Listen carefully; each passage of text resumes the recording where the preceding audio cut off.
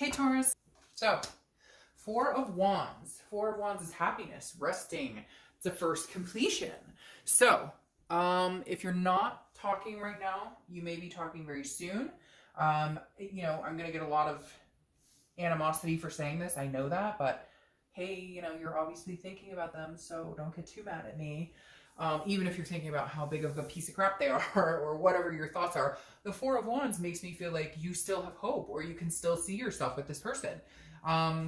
It may be just hope in general, but the Four of Wands is one of my favorite cards in the deck because it literally is like, if it were in this deck, it's like two people staring into each other's eyes with a new house behind them, etc. So the Four of Wands is telling me, Taurus, like somebody's not ready to let this go. Either you or they or both of you. There's like this deep connection. You still want it, they still want it, or both. And again, I'm going to get some hate. I know people are going to be like, what? I don't want them. They're terrible. Or the cross watchers are going to say the same thing. Oh, they messed up. Whatever. I'm just telling you, the Four of Wands coming out in a reconciliation read is pretty still connected. That's all I have to say about that. And it could just be the first completion is that you guys are communicating, or maybe there has been some sort of communication. All right, the next card you have is your current position coming into the month, and you have the Fool. The Fool is the first card of the major arcana, which means it's the beginning of a new cycle. The Fool is footloose, fancy free, somebody who, is ready to take a leap of faith. So I'm gonna lie. I feel like for some of you, this may be a new beginning for you and your partner, or it may come to that this month. Some chapter may open up, some new line of communication, some new connection. Not new connection, a deeper connection, or realizing and acknowledging that that connection is still there. Because again, you have the Four of Wands pop out and then the Fool, which is a new beginning. Now, of course, yes, could this represent a new beginning all by yourself? And, you're folly-lolling on to meet greater things? Yes. Do I think that's the majority of you? No. I feel like the majority of you may be past the grief, past the hate, past the judgment, past the sadness, all the things we go through when breakups happen. And you may actually be ready to extend open arms again, or at least see if that's something that could happen. The next card you have is how you're feeling coming into the month. Now, very interesting. The Six of Swords. This is abandonment. This is retreat. But this is travel as well. So I feel like maybe some of you have been traveling or thinking about traveling.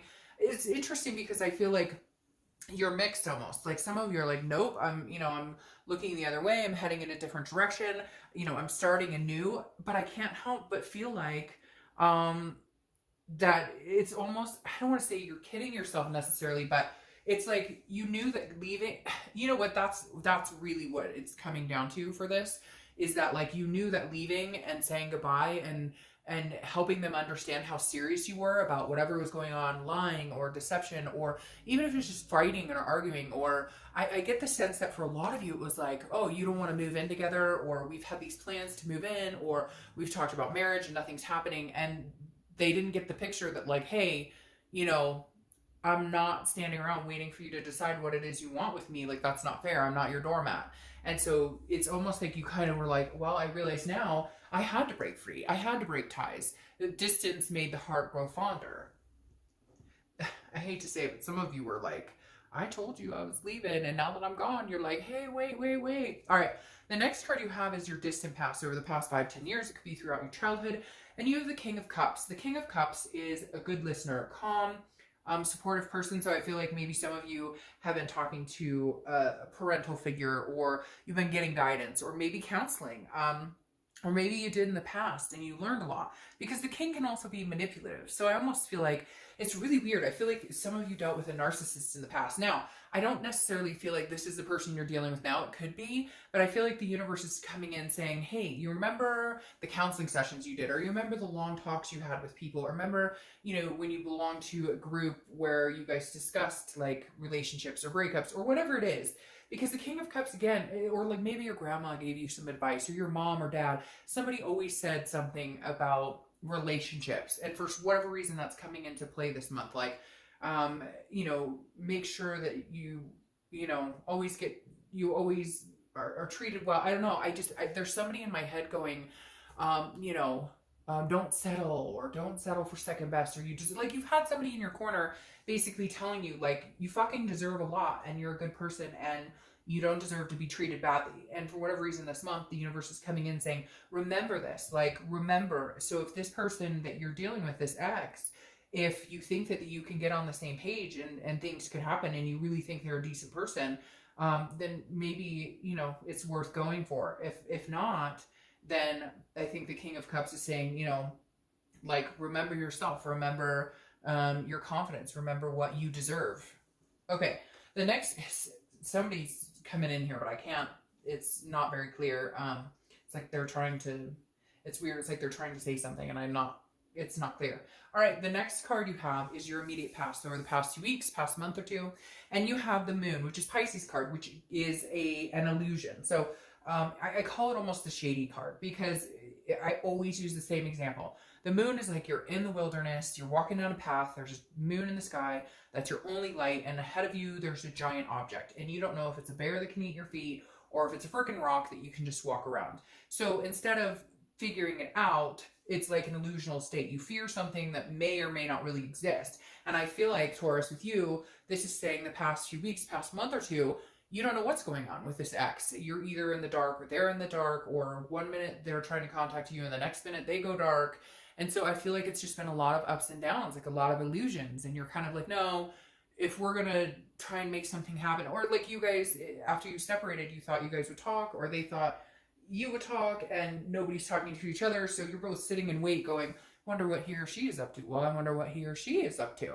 And like nobody's communicating. So you're both assuming like worst case scenarios, and yet nobody is actually picking up the phone to find out. All right. The next card you have is your distant future. So over the next few months, and you have the Five of Cups. So the Five of Cups is interesting here. This is like, again, man, some of you guys are stubborn. That's all I've got to say. Somebody is stubborn as all get up, because literally it's like, it's almost like you guys, if you would just say what needed to be said, one of you or both of you or whatever, then you could have this happiness, because this is like somebody being, like, I'm not going to listen to you. But it's also a solitude, and it's a sadness, but it's like, it feels like it's self-inflicted. Like, well, yeah, you're and I know, somebody's going to be out there going, no, they left me, or I left them, and screw them, and whatever. Again, general read. But the Five of Cups right here feels like it's almost like a self-inflicted sadness or grief. Like if somebody ate a piece of humble pie and said, okay, I love you, I'll take you back, or okay, I love you, will you take me back? Then you would be in a much better circle. But I feel like over the next few months, you may still be playing this kind of like back and forth. Like one minute you guys are communicating, the next you're not. It's almost like you guys are stubborn to a fault. Nobody wants to be the first one to say anything in fear of getting hurt, so nobody says anything. Or you could just bite the bullet and say something and have that, right? The next card you have is your immediate future. So throughout the month, and you have the Nine of Cups. Okay. So some sort of communication, or some sort of realization, or some sort of, but again, like I feel like you give an inch, then they give an inch, or they give an inch, then you give an inch, but nobody's willing to give a mile. And for some of you, rightfully so. For some of you, you've given a mile, or you've gone that distance, and you're kind of like, okay, I'm not doing that again. But the Nine of Cups is a very blissful, it's pleasure, it's fulfillment. So I feel like at some point this month, there will be some sort of like coming to, I keep hearing like come to Jesus moment where you guys both connect, or maybe you realize this is a person you still love and care about and you still feel connected to and maybe want to try again, or they do this with you. Because again, there's nothing bad about the Nine of Cups. It's a very, very peaceful, joyful feeling.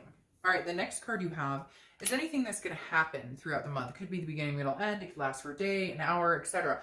And you have the Knight of Pentacles. The Knight of Pentacles is very dutiful, very cautious, very hard working. So I feel like you're putting your head in the game. Like you're, well, and you're an earth sign, and that makes sense. So the Knight of Pentacles is telling me like you're not going to sit here and worry about what they're up to. You're not going to sit here and think about them 24/7. Like you're over that. You're over worrying what they're up to. You're over worrying, you know, what are they thinking about me? Who are they talking to? Whatever. This is you putting your nose to the grind, paying attention to kids, work, finances, family, whatever it is, and then kind of going, okay, well, if it's meant to be, if it's supposed to happen, it will, but I can't put any more energy in like, and maybe once you stop thinking about it, or stop overanalyzing the situation, or would've, could've, or what ifs and whatever, and then like there's an aha moment or some sort of breakthrough in communication.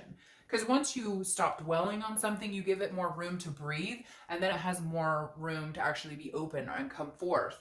You know, whether it's your connection, whatever, or your energies, etc. The next card you have is how you're feeling throughout the month. Again, could be the beginning, middle, end. It's interesting. You have Justice's card. Justice, which is Libra's card. So you could be dealing with Libra, but Justice is also marriage-minded. It's also cause and effect. So it's saying, I feel like you're being very careful here. You're going, well, you know, if I do care about this person, I don't want to play games and I don't want to hold back, because that effect gets me in turn quiet, silence, crickets, you know, and same with them. Or, you know, if your ex is the one who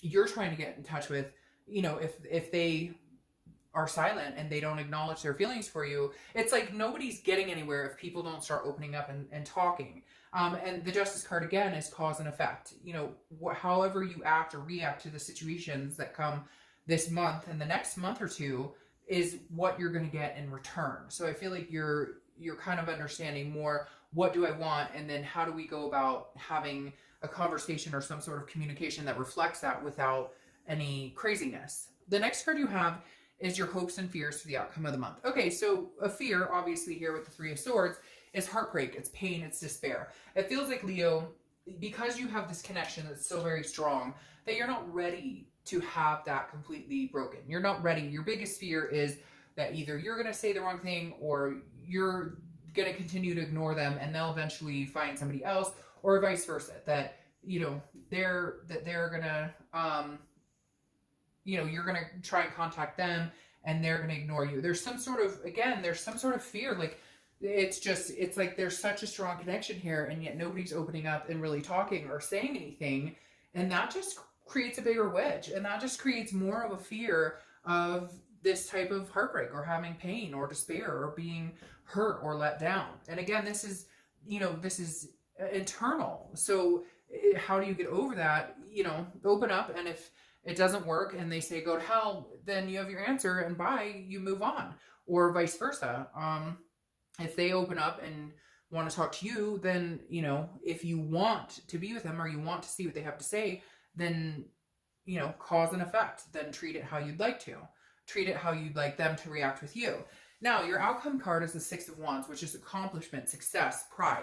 So I really do feel, Taurus, it's very strange because I feel like out of, you know, all the signs, you guys have one of the most positive. I've had a few, but I feel like a connection here that's very strong, that you're not willing to completely abandon. They're not willing to completely abandon. I'm just dealing with two really stubborn people. And yes, a lot of you are going to say, well, for good reason. They treated me this way. They treated me that way. Okay, but then make the decision. And I know it's easier said than done, but if the connection is this alive and you still love and care about them, then it may be worth reigniting just to see where it goes. But if not, then, you know, it's very interesting because you have these amazing cards coming in that represent positivity in this connection. And sorry. So again, you know, some of you are going to be like, no, never, it'll never happen.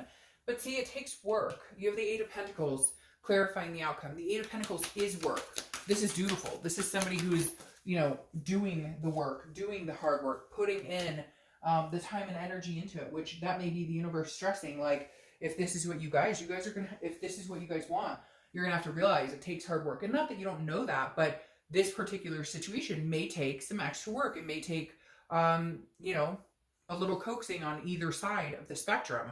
This, again, is also you putting your head into other aspects and not dwelling on this to allow it to come freely and more organically. Now, your clarifying card here is the King of Wands, which tells me with this Five of Cups, feeling like it's almost like a self-inflicted grief or whatnot, somebody's going to stand up. I don't know if it's you or them, but one of you will be standing up and saying, hey, all right, I like you, I care about you, I'm drawn to you, you're still drawn to me, I know there's a connection, because the King of Wands is very magnetizing. So somebody's going to say, look, I know there's a connection between us, I'm not ready for this to be over. Maybe a few months, and again, you may just have to bury your head into work and family and everything else you have going on, but somebody will break the ice, so to speak.